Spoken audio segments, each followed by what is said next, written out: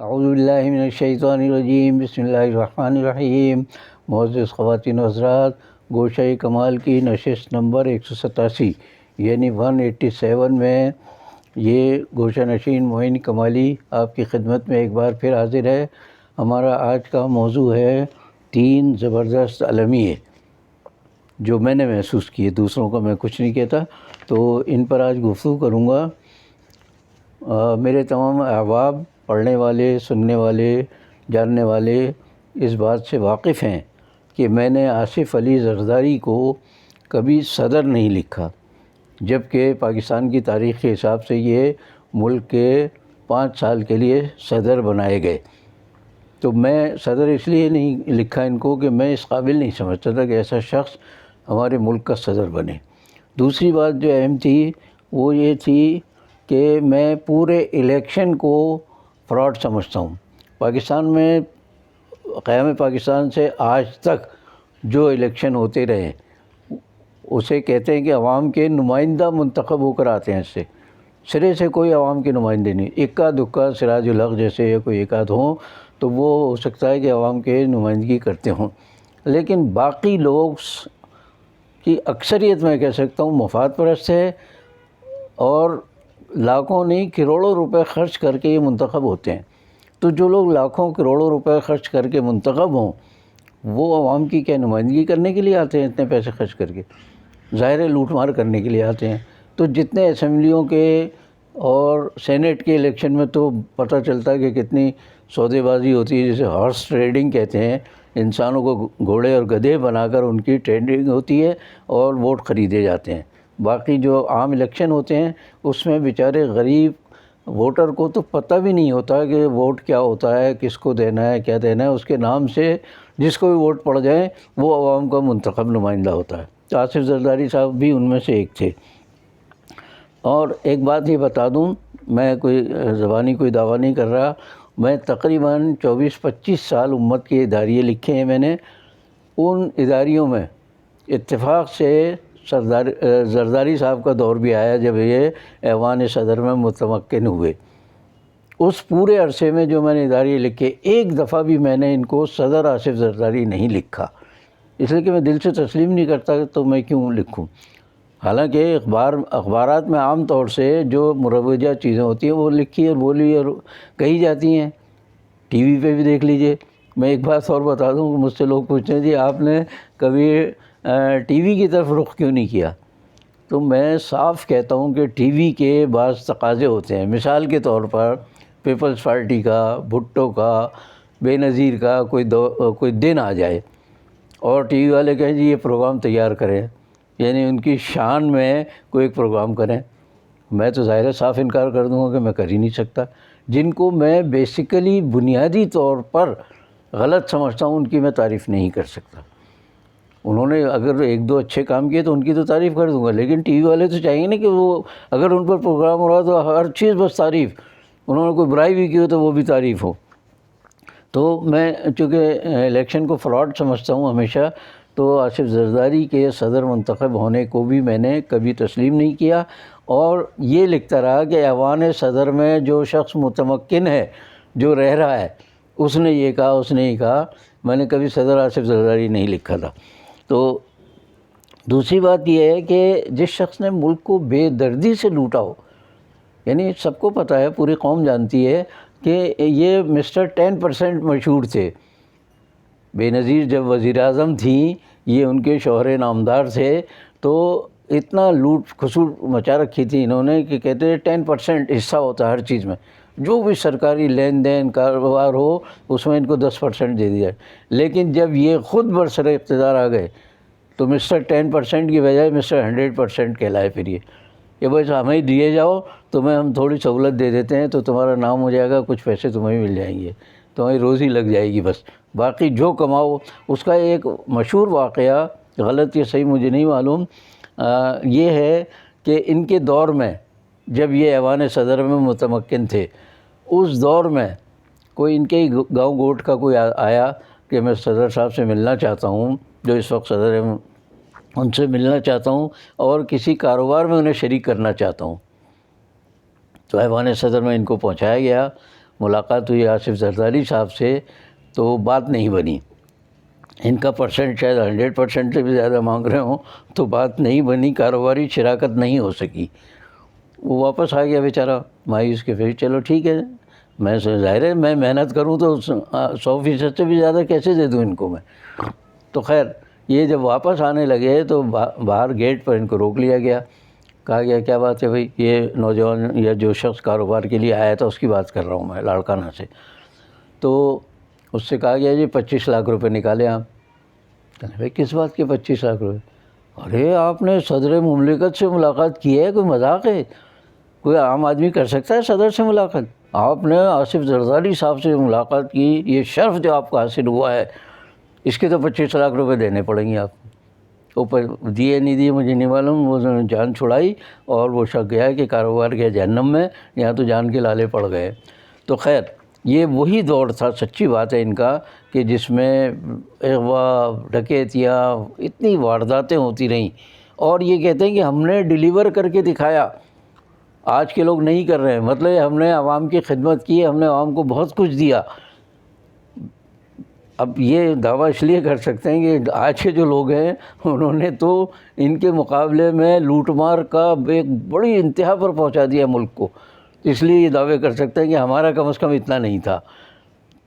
تو اب ایک بات یہاں میں یہ کہنا چاہتا ہوں کہ انہوں نے یہ کہی ہے جس کو میں دہرا رہا ہوں، کہ کہتے ہیں ہمارے پیپلز پارٹی میں ہمارے دور جب کہتے ہیں تو اس کا مطلب ان کا یہ ہوتا ہے کہ یہ پیپلز پارٹی کے پورے دور کی بات کر رہے ہیں. یہ ہم سے مراد پیپلز پارٹی کا دور ہوتا ہے ان کا. تو یہ کہتے ہیں کہ ہمارے دور میں قیمتیں کیا تھیں اور آج کیا ہیں.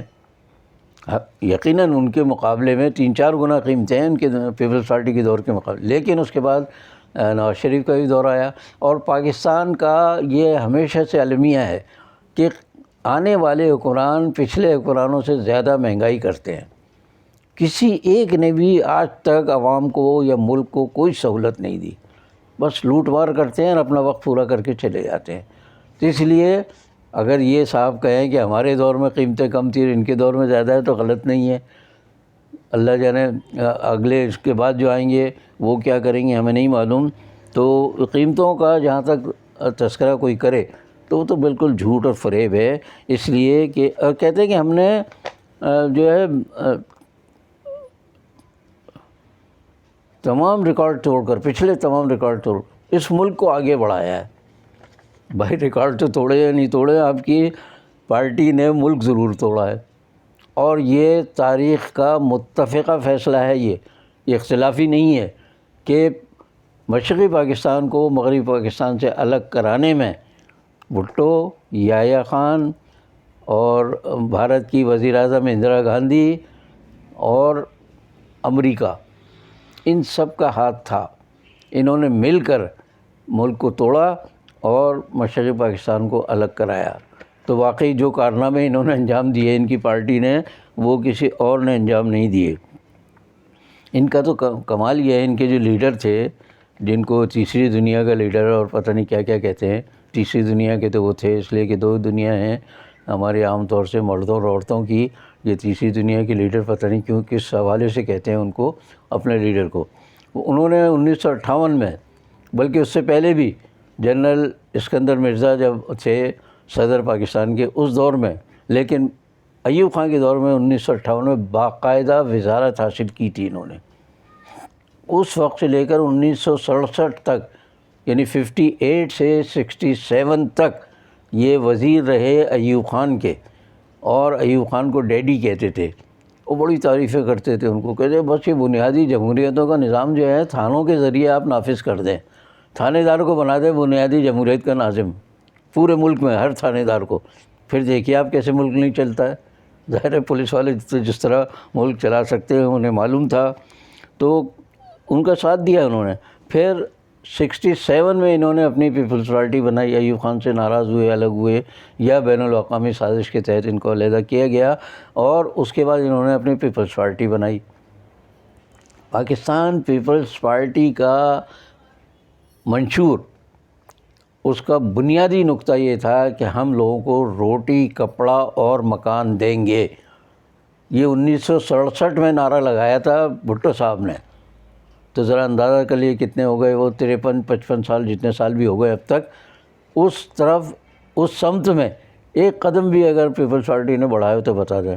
سندھ کا حال حال دیکھ لیجئے جا کر جہاں یہ ہمیشہ سے دعویٰ کرتے ہیں کہ وہیں سے ہم جیتیں گے، تو وہاں کا جو برا حال کر رکھا ہے انہوں نے 50-55 سال میں حکمرانی ہوتے ہوئے بھی، تو آپ سمجھ لیجیے کہ باقی ملک کے ساتھ یہ ان کا سلوک کیا ہوگا. اب میں ایک بات یہ کہہ رہا ہوں کہ میرے نظر میں پاکستان کے ایسے تو چھوٹے بڑے بہت سے المیہ ہوئے ہیں، لیکن سب سے بڑا المیہ مشرقی پاکستان کی علیحدگی تھی، جس میں بھٹو کا اس وقت کی فوج کے ساتھ مل کر بڑا کردار رہا ہے، بڑا گھناؤنا کردار بلکہ میں کہہ سکتا ہوں. تو یہ ایک بہت بڑا المیہ تھا پاکستان کے دوسرے لوگوں کی طرح میرے لیے بھی. سچی بات ہے کہ اس کا تصور ہی بڑا ہولناک تھا میرے لیے. تو ایک بڑا المیہ تو یہ تھا. اچھا، اس سے پہلے ایوب خان کے صاحبزادے گوہر ایوب خان وہ بنے قومی اسمبلی کے اسپیکر. یہ وہ شخص ہے گوہر ایوب جس نے ایوب خان کے صدر منتخب ہونے پر، یعنی بنیادی جمہوریت کے ارکان کی طرف سے انہیں صدر منتخب کیا گیا، وہ بھی فراڈ تھا. فاطمہ جناح کو جس طرح انہوں نے ہرایا تھا وہ ایک بڑا تاریخی فراڈ کہہ سکتے ہیں آپ اس کو. تو خیر یہ کامیاب ہوئے. گوہر ایوب صاحب باقاعدہ مسلح لوگ لے کر کراچی میں انہوں نے جشن منایا. میں کورنگی میں رہتا تھا اس زمانے میں، اتنی فائرنگ کرتے ہوئے پوری کورنگی لانڈی سے گزرے یہ کہ جیسے انہوں نے ملک کو، کسی اور ملک کو فتح کر کے پاکستان میں شامل کر لیا ہو. اور وجہ کیا تھی کہ محترمہ فاطمہ جناح کو ہرا کر 80,000 نمائندوں کے ذریعے، بنیادی جمہوریت کے نمائندے کہلاتے تھے وہ، ان کے ذریعے منتخب ہوئے تھے. مجھے اچھی طرح یاد ہے کہ میں کورنگی میں رہتا تھا اس زمانے میں، تھوڑا سیاسی شعور بھی تھا، کچھ کام بھی کرتے تھے ہم. تو پتہ ہی چلا تھا کہ 3,000 روپے میں ایک ووٹ خریدا تھا انہوں نے. 3,000 تو کم سے کم ہوگا، زیادہ بھی ہوگا، کچھ اس سے بھی کم ہوں گے کوئی جاننے والے ہوں تو مطلب یہ کہ بنیادی جمہوریتوں کے 3,000 اس زمانے کے، میں بتا رہا ہوں 1967 کے، بہت بڑی رقم ہوتی تھی. تو انہوں نے خریدا وہ ووٹوں کو اور فاطمہ جناح کو ہرایا انہوں نے. تو بہرحال یہ کارنامے ان کے ہمیشہ رہتے ہیں. تو ایک تو سقوط مشرقی پاکستان کا المیہ، دوسرے گوہر ایوب کا، یعنی ایوب خان جیسے عامر کے بیٹے کا قومی اسمبلی کا اسپیکر منتخب ہونا. یقین کیجئے وہم و گمان میں بھی نہیں آ سکتا تھا کہ ایک ایسا شخص جس نے غنڈہ گردی کی ہو کراچی میں، وہ قومی اسمبلی کا اسپیکر بنے گا، جس کا مرتبہ بہت بڑا ہوتا ہے. اگر صدر ملک سے باہر جائے تو قومی اسمبلی کا اسپیکر ہی صدر ہوتا ہے. اتنے بڑے عہدے پر یہ صاحب پہنچے تھے. یہ دوسرا المیہ تھا میرے لیے. اور تیسرا المیہ میرے لیے یہ تھا کہ زرداری، آصف علی زرداری جیسا شخص ملک کا صدر بنے. اب کس طرح بنے، کیوں بنے، یہ قوتیں جانے اندرونی بیرونی کہ وہ کیوں لائے تھے ان کو. لیکن ان کا ایوان صدر میں پہنچنا، سچی بات ہے کہ مجھے اتنا دکھ ہوا تھا کہ پاکستان پر اتنا برا وقت آ گیا ہے کہ جو شخص کھلے عام رشوت لیتا ہے، بھتے لیتا ہے، لوگوں کو لوٹتا ہے، اس کو ملک کا صدر بنا دیا جائے. کیسا نظام ہے ہمارے ملک کا یہ کہ ایسے لوگ بھی اعلیٰ ترین عہدوں پر پہنچتے ہیں.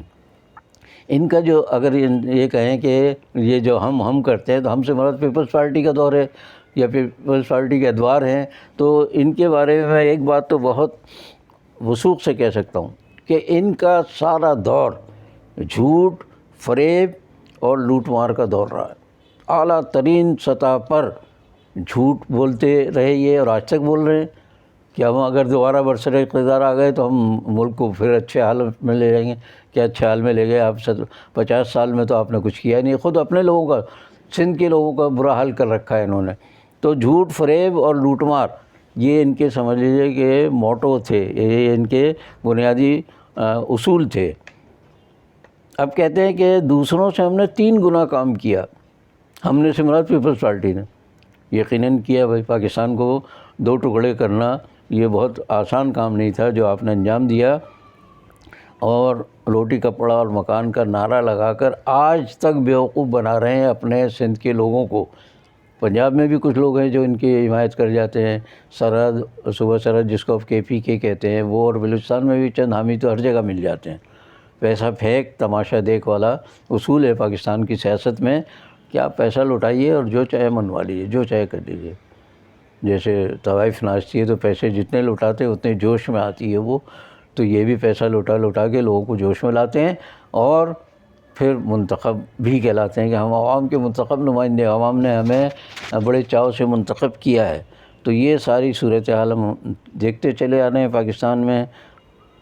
میں پھر وہی دوہرا رہا ہوں کہ کفن چوروں کی نسل در نسل چلی آ رہی ہے، حکمرانی کر رہی ہے، اور مردوں کی مردے ہی ہیں ہم پاکستان میں جو جی رہے ہیں، ان کی زندگی کیا ہے؟ تو مردوں کو جو آبرو کرتے ہیں یہ جس طرح ایک کے بعد ایک آ کر، اللہ کرے کہ آئندہ کوئی ایسا کفن چور نہ آئے کہ جو عوام کو اس سے بھی زیادہ بدحال کر دے۔ باقی بشرط زندگی، باقی صرف ایک بات آخر میں پھر گزارش کروں گا کہ اگر آپ میرے اس پروگرام کو پسند کرتے ہیں تو لائک کریں، شیئر کریں اور سبسکرائب کریں۔ اللہ حافظ۔